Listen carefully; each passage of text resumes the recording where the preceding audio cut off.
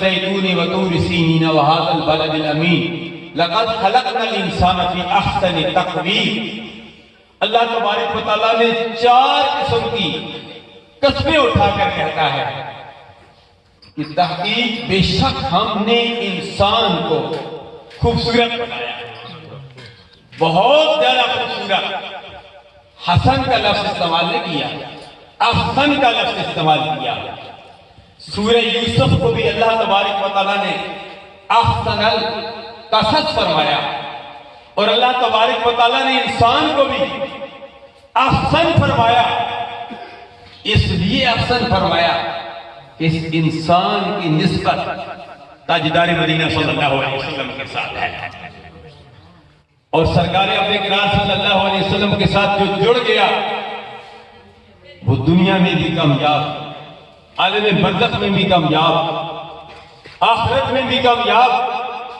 خدا کی قسم، سرکار اپنے اقرار صلی اللہ علیہ وسلم کے جو غلام ہیں، غلاموں کے غلام ہیں، ان کے ساتھ بھی جو جڑ گیا۔ اصحاب کہف کا کتا تھا۔ 3 اہم واقعات سورہ کہف میں آتے ہیں، لیکن اصحاب کہف کا کتا تھا وہ پہلے دور کی بات ہے۔ ہم تو اشرف المخلوقات ہیں، ہم تو سرکار کے امتی ہیں۔ 1,20,000 کم و بیش انبیاء کرام سرکار کا امتی بننے کے لیے دعا کرتے رہے۔ لَتُؤْمِنُنَّ بِهِ وَلَتَنْصُرُنَّهُ کی معراج کی رات تفسیر بن گئے۔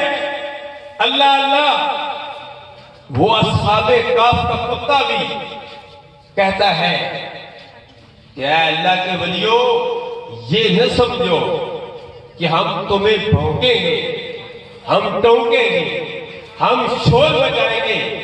اگرچہ میں کتا ہوں، لیکن مجھے پتا ہے کہ اللہ والوں کو بھونکا نہیں جاتا، اللہ والوں کو بھونکا نہیں جاتا، ان کا ادب کیا جاتا ہے۔